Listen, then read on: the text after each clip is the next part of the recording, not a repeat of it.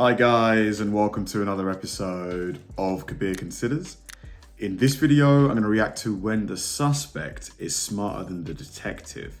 Now, I have a hard time believing this unless the suspect is maybe an ex-police officer himself, has worked maybe as a lawyer, or just has a very, very good understanding of law and, you know, criminal prosecution.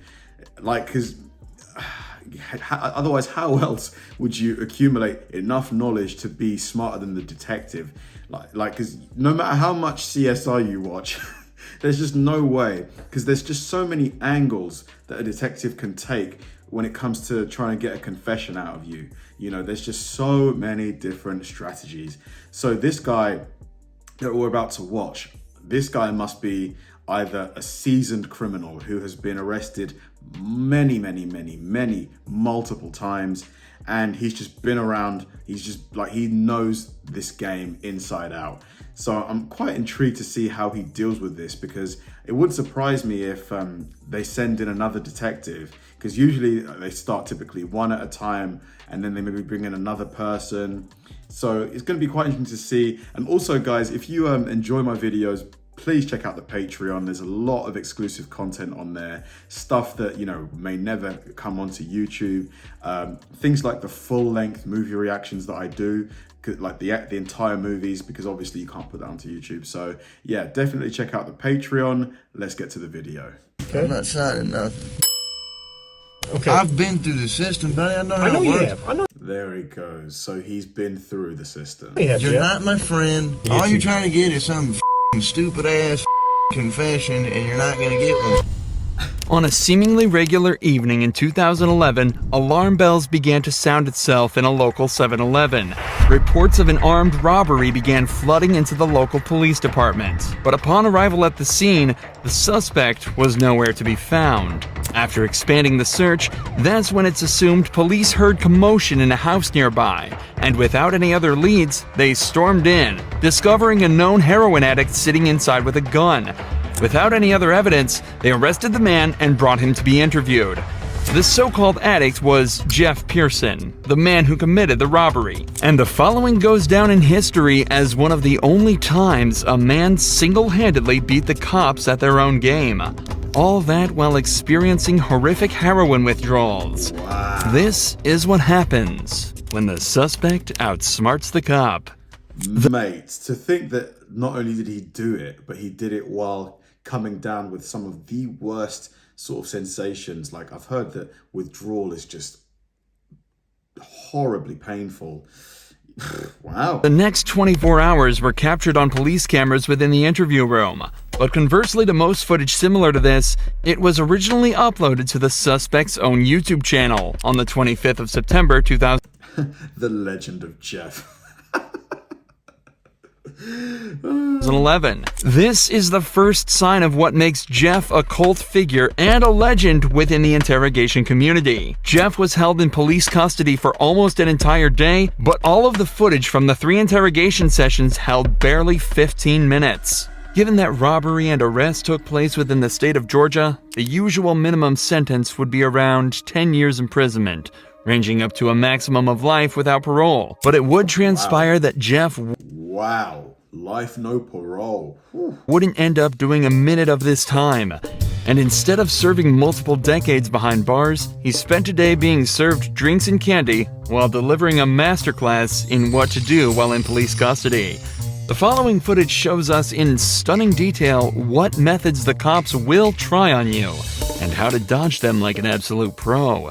The footage starts with Jeff handcuffed in a small, windowless room dressed in prison scrubs. It's clear he's already been processed and spent some time in a cell, likely while the cops spent some time gathering the evidence and prepared to question him. Am I under arrest? For now. I'm under arrest? Yeah, I'll explain everything, but before I explain myself to you, before we talk to each other, I need to read your rights, okay? What am I under arrest for? Well, like I said, I need to read your rights first. Obviously, the charge is robbery, okay? Jeff immediately opens by asking if he's under arrest and on what grounds. From the first moment, it's evident that Jeff has done his research, as this is exactly what you should be doing in this situation. From here, there are two options. If you're not being arrested or detained, you can state that you're also not obligated to stay and answer questions. And you should be completely free to leave the interrogation. If you are being arrested, you can then immediately ask for a lawyer and stay silent until you're provided with one. These Because obviously anything you say without a lawyer being there could be incriminating. It's just a shame. This guy clearly has a good amount of intelligence. If only he applied it to something legal, you know? options give you the best chance of stopping the police in their tracks and allow you to create the best defense possible. What's amusing is that when you're being arrested in America, the officer is actually legally obligated to remind you of this. Take a listen to the Miranda warning that this detective reads out to Jeff.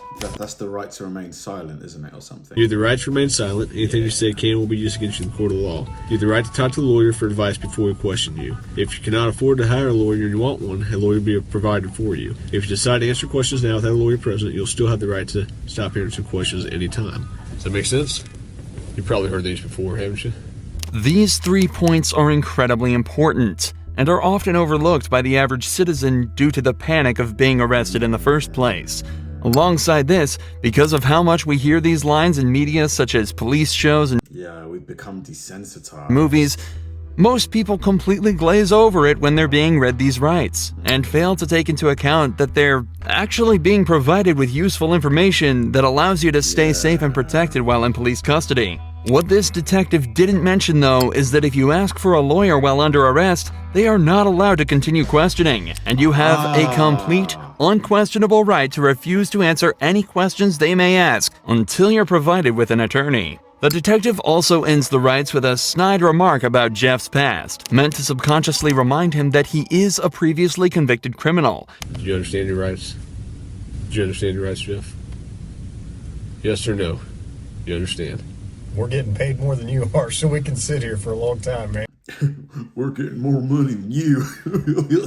Like, why did you need to say that? What was the point? I just need you to answer me yes or no. Do you understand your rights? Let's get through that question. Do you understand what I read you? Do you comprehend what I read you? Jeff has been explicitly told he has the right to remain silent, so that's exactly what he's deciding to do. Right here, the leading detective leans back in his chair. This was meant to show that he's unconcerned with Jeff's silence, and that he can stay there as long as necessary. But body language like this usually indicates some form of unrest. It's clear that You can even see by the way he's twitching with the pen, he's kind of like a little bit rumbled. the detective knows that this is going to be a tricky few hours for them. If you got something that says you didn't do this robbery, this is your chance to talk to us. Okay, good cop. No, usually I'm the prick. You look like the prick. I am. If it's dominance we're talking about, Jeff just took everything the cops had and dumped it in that garbage can. I'm not asking if you want to talk to me at this point. I just want to know, do you understand what I read to you? So am I under arrest? Yes, you're under arrest. Get me back to the cell. I don't talk to you motherfuckers. Okay, fair enough. In this first round of interrogation, Jeff exhibited exactly the correct behavior given his current circumstances. He knows the cops have nothing on him. They wouldn't be there talking to him in the first place if they did, so he stays silent. Because if the cops had sufficient evidence, they would just charge him with whatever the crime is. If it's robbery, armed robbery, they would just straight up charge him. And so it's off back to his cell he goes. But 2 hours later, he's brought back to the same room for round 2. You wanted a Coke? Yeah. You gonna be able to pop it open, or you need me to? I need methadone. You need methadone? Yeah, you get me that methadone or what? I don't have any. Do you have a medication for it, or a prescription for it? Or? No. What do you need methadone for? Methadone is I think it's the drug that heroin addicts take when they're trying to come off heroin, I think. is to help with the withdrawal symptoms, I think. Because I'm a fucking junkie and you guys, I can't get no methadone. I'm going to go through withdrawal here in a minute. A can of soda is all Jeff requested before he returned to the interrogation room, but he immediately mentions the withdrawals that he's likely already starting to feel. However, methadone, the drug Jeff asked for at the start of this conversation, can be used to significantly reduce the effects of the withdrawal. It can even reduce the cravings he's also probably been experiencing for the entire time he's been in police custody. How long you been using heroin? Long time, buddy. 10 years? 15 years? I hardly been alive that long. What are you trying to talk to me about here? Talk to you about what happened last night. Look, here's the deal. Either you're in a bad set of circumstances or you went and committed an armed robbery last night. Yeah, right? I'm in a shitty, wrong place at the wrong time, obviously. I didn't commit no fucking armed robbery. All right, then let's talk about this. Let's I not keep up I don't the talk act. to the police, man. Jeff is clearly Are they getting him his lawyer or what? Like, because, you know, they took him back to the cell for 2 hours. Like, I'm guessing he didn't formally request a lawyer, but surely he's going to need a lawyer. through with the personal talk and wants to get back to the matter at hand. In his eyes, he's been arrested for something he didn't do and wants to get out of there as quickly as possible.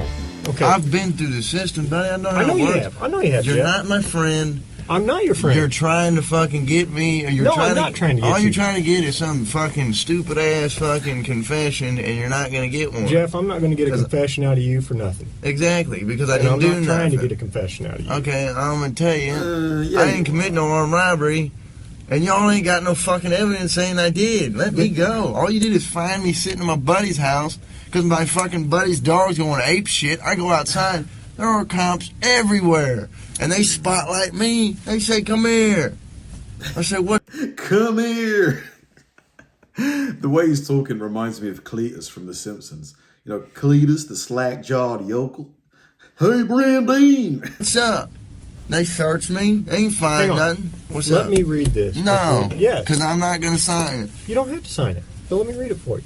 Okay? I'm not signing nothing. You don't have to sign it.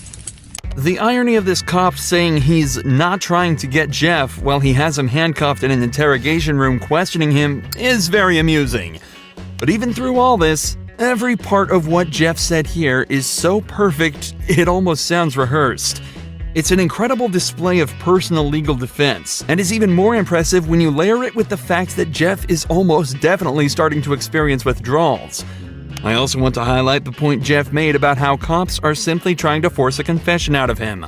One of the main techniques used in these interrogations is the read technique, developed by a former cop and psychologist in the 1960s after he extracted a confession from a man accused of murdering his own wife. The technique consists of 9 steps, beginning with a polite discussion about why the suspect is being accused of the crime, followed by using certain body language and actions within the interrogation as a display of guilt.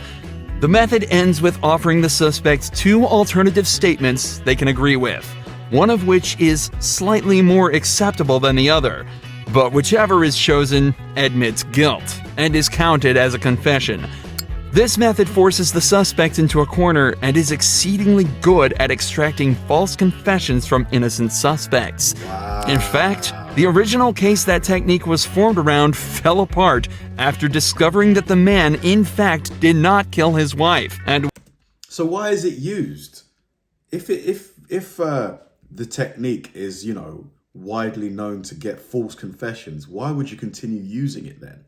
If you're going to keep on having to spend, you know, millions and millions of dollars in compensation. was tricked into giving a false confession. Of state money. Absolutely next level gaslighting. Tell me what happened last night. Plain and simple. Your side of the story. I'm not talking to you. I'm a lawyer. All right. This is what I don't told you this understand. one. I told you I know, this but one. this is what I don't understand, Jeff. You were sitting there talking just like you were ready to sit here and tell me what happened last night, and then all of a sudden I read that to you, and you screw it, I ain't talking to you. I want a lawyer. I don't understand that. What changed just in the... Because I told you what, I already told you what happened. You didn't. How didn't I? You didn't tell me what happened last night. How didn't I just tell you what? But now you've handcuffed me, and I can't talk to you because you asked for an I want a attorney. lawyer. So, He's handcuffed you. okay, that's fine.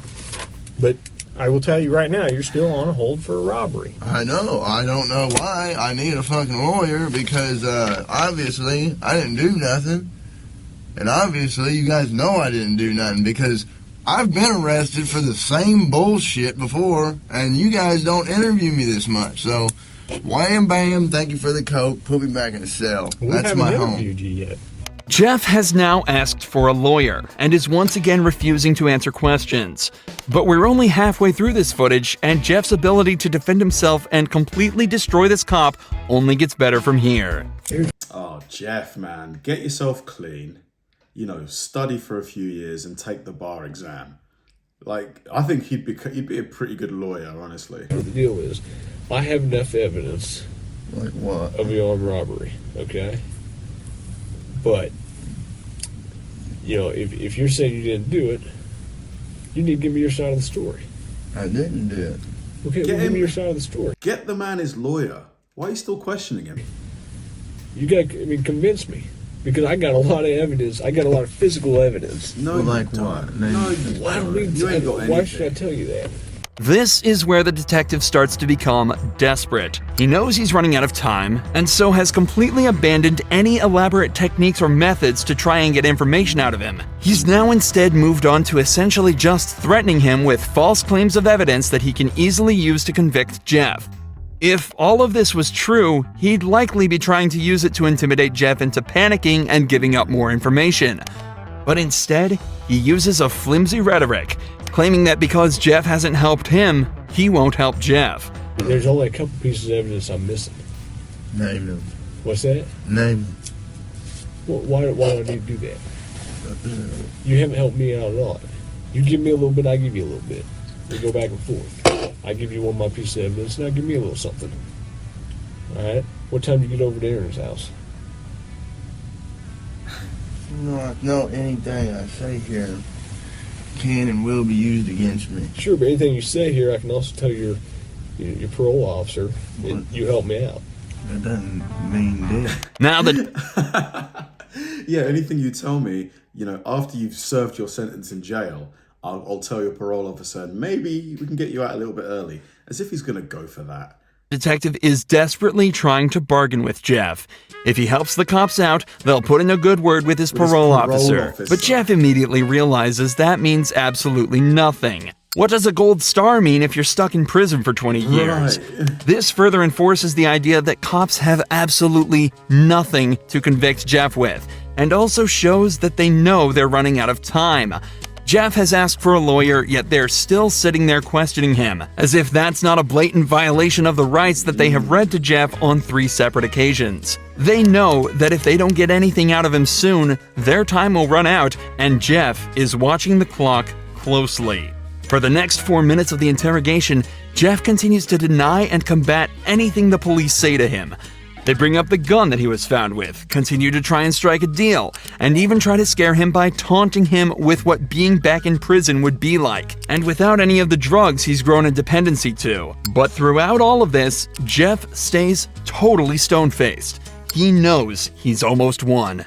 I'm done, man. Fuck this. I'm not even answering. All this shit that I just said is gonna be fucking written in the discovery now, right? What? You haven't He even knows, like, legal terms like discovery. Like, this guy, he is a seasoned pro. said nothing. I mean, every little stupid thing that you've asked me, dude, is gonna be in the discovery. I'm not even going to do discovery. The prosecutor is. Okay. Jeff! I mean, you Wow. halfway know the system, how things work, you halfway don't. Am I right? I half-ass know Yeah. that the only reason I came up here is to get a fucking Coke. Okay. And I got it, but now I want a Butterfinger. But that's not going to happen for a while. What, the Butterfinger? Yeah. Why not? Ugh. I need to go to the hospital. I'm coughing up blood. Okay. Let's go to the hospital. For the last few hours, the police have been questioning a man who is clearly in pain, denying him access to the legal prescription drug that would help him deal with his issues, and questioning him repeatedly on a crime for which they have no evidence for. All the while, Jeff dealt with this as casually as possible, asking for sodas and chocolate bars. Jeff knew misspeaking at any point could lead him down a slippery slope, so he exerted his rights in the perfect way, and 12 hours later, it's recorded that he was released from custody and sent on his merry way. It's also reported that from here, Jeff began to turn his life around. He's off heroin and now spends his time uploading to the same YouTube channel the footage from this video was uploaded to. He makes music and even gives extra tips on how to avoid the police's tricks. Good stuff, Jeff. Wow, so impressive. Jeff clearly knew what he was doing, and I'm glad to hear that he's turned his life around. The detectives clearly had zero evidence. You could just tell, like, from the way they were addressing him, just gradually got more and more desperate.